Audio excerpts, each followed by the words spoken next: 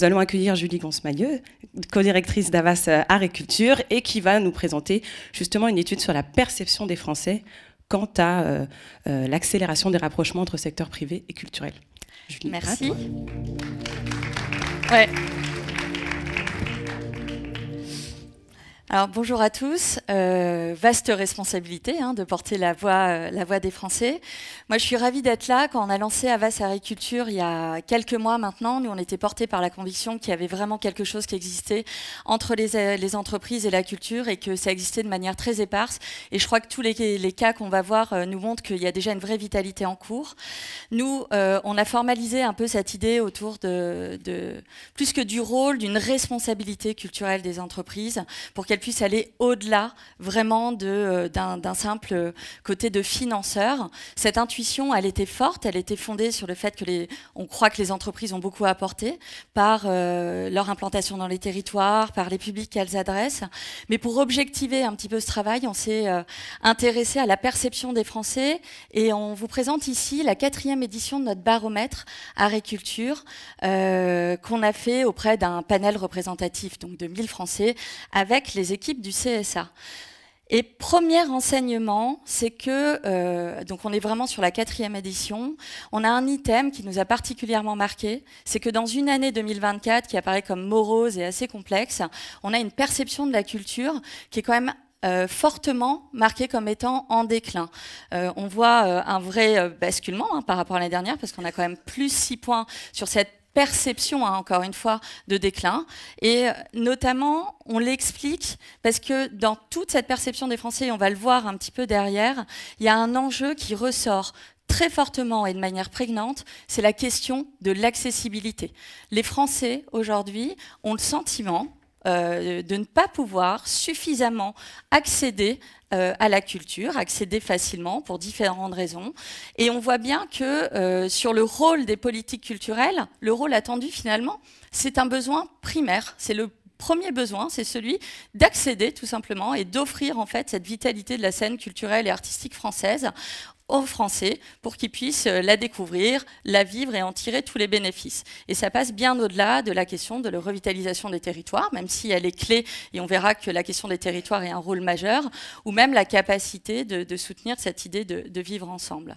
Alors, premier frein lié à l'accessibilité, c'est finalement l'accessibilité financière, et sans surprise, dans un contexte inflationniste majeur, dans cette complexité, et on a un frein de coût qui est à 60% porté par les Français, là où le deuxième frein, qui est le manque d'offres culturelles près de chez vous, qui aurait pu être un item assez important par rapport à la question territoriale, finalement redescend vraiment seulement à 37%. Donc premier enseignement majeur, la question du coût. Deuxième enseignement sur la question de l'accessibilité, c'est quand même cette question d'éloignement, dans le fond.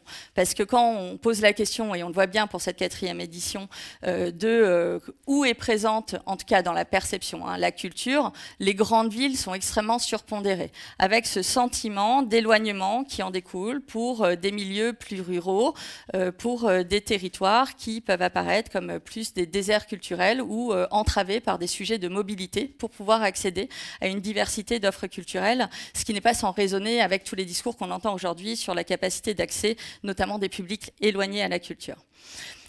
Et peut-être petit point positif, même si finalement ça reste un équilibre qui est plutôt sur un Français sur 2, mais on voit que le sentiment d'une culture élitiste a légèrement tendance à s'estomper par rapport aux précédentes éditions du baromètre, là où c'est un enjeu majeur, puisqu'en fait, ça concerne l'ensemble des freins psychologiques qui peuvent permettre d'aller accéder à la culture. Donc finalement, démocratisation culturelle face à 3 défis, celui de l'aspect vraiment financier, est-ce que je peux me payer une offre culturelle près de chez moi? Territoriale, est-ce qu'elle existe? Est-ce que je peux y aller tout simplement? Et populaire, est-ce que j'y ai droit? Et si on en revient aux entreprises et au rôle qu'elles peuvent jouer pour essayer de relever ces défis de démocratie culturelle, on voit que c'est des alliés crédibles et qu'elles ont des vrais atouts intéressants à faire valoir. Déjà parce qu'elles peuvent apporter, elles pourraient apporter un soutien financier, et elles le font déjà beaucoup, pour rendre cette offre culturelle plus accessible, parce qu'elles peuvent travailler cette idée de variété, on va voir de différentes façons, donc avec une accessibilité territoriale, parce qu'elles sont elles-mêmes extrêmement implantées dans les territoires et en capacité de mobiliser plusieurs lieux. Et dernier point, sur la diversité à la fois de la création et des publics pour soutenir tout ça. Et toujours en jouant un rôle complémentaire, et ça c'est important, c'est cette idée de complémentarité avec les acteurs publics, que ce soit les collectivités ou l'État. L'idée, c'est pas de les remplacer, mais vraiment d'augmenter leur puissance et d'aller en complémentarité. Donc c'est ce qu'on formalise, nous, un petit peu derrière cette idée de renouveau culturel au service de la démocratisation.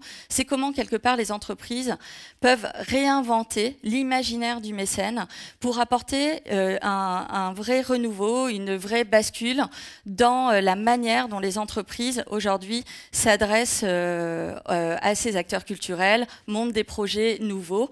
Et on le voit notamment sur les items de collaboration avec des artistes, de soutien de la création, d'ouverture de lieux culturels, c'est-à-dire que les entreprises peuvent elles-mêmes devenir des pourvoyeurs de culture et de créer des fondations pour explorer différents moyens. Et on voit d'ailleurs que le soutien de la création est très surpondéré auprès des jeunes qui attendent des entreprises qu'elles contribuent à soutenir des jeunes artistes. Alors évidemment, hein, l'aspect financier est prégnant et reste la première attente. Les entreprises ont des moyens, elles peuvent les mobiliser auprès de la culture, mais on voit aussi des items de visibilité et de variété qui sont importants. Et ce sujet financier, il est clé parce que finalement, les Français, malgré la diversité du soutien qui existe des entreprises, elle n'est pas perçue par les Français. Il y a un Français sur 4 seulement qui considère que les entreprises financent suffisamment la culture, donc il y a un véritable levier à développer. Et autre volet important, c'est que les Français ils ne questionnent pas du tout la question de l'indépendance des artistes et de la création. C'est-à-dire que les entreprises sont considérées comme étant légitimes pour venir soutenir la création, pour pouvoir accompagner des artistes sans dénaturer leur œuvre. Et ça, peu importe finalement le secteur d'activité dans lequel elles exercent. On pourrait s'attendre à ce que le luxe, par exemple, soit complètement surpondéré. Et bien finalement, non. On voit vraiment une très belle percée du tourisme et finalement une tendance de tous les secteurs qui montent pour pouvoir développer en fait ce soutien à la culture. Et dernier volet peut-être sur lequel on voulait faire un focus, c'est comment se dire que l'engagement culturel des entreprises peut être un vrai pilier de leur responsabilité auprès des collaborateurs, en faisant un levier d'engagement pour les collaborateurs, de préférence, de rétention, avec cette idée que l'entreprise est un véritable passeur de culture, qu'elle a une responsabilité d'agir comme une facilitatrice. Et ça répond vraiment à cette question de l'accessibilité, à la fois parce qu'elle est présente dans les territoires, à la fois parce qu'elle adresse un public large à travers ses collaborateurs. Et quand on a demandé sur quelles activités et engagements en fait, les entreprises étaient attendues aux Français, on a un très beau score, et c'est même d'ailleurs le premier sur se cultiver, par rapport à des items qui peuvent être se soigner, bien manger, engager les associations qui sont déjà beaucoup portées à un niveau sociétal. Là, on voit que l'entreprise, elle a un rôle pour contribuer à cette question de l'accessibilité et à développer la culture en son sein, avec de nombreux bénéfices qui sont attendus, des bénéfices évidemment financiers, et d'ailleurs c'est le premier point, hein, on le voit, accéder à une offre culturelle à des tarifs réduits, mais aussi sur des sujets beaucoup plus larges qui sont des sujets de bien-être en entreprise, d'engagement en entreprise, autour de l'inspiration, autour le fait de se cultiver au sens large, de se changer les esprits, de découvrir des choses. Et puis dernier point, qui est un point qui s'adresse un tout petit peu plus spécifiquement au public jeune, c'est que dans tous les items qu'on a adressés dans ce baromètre, il y a une vraie surpondération dans les attentes des jeunes par rapport à l'engagement culturel des entreprises. Ce qui nous fait dire aussi que c'est intéressant en termes de perception et de moment où on voit qu'il y a une attente des publics pour soutenir tout ça, à la fois sur la préférence en termes de business, au sens large, sur le premier item, pour 74% des Français, le fait que l'entreprise s'engage pour la culture donne plus envie de consommer ses biens ou ses services, à 85% sur cet item pour les jeunes.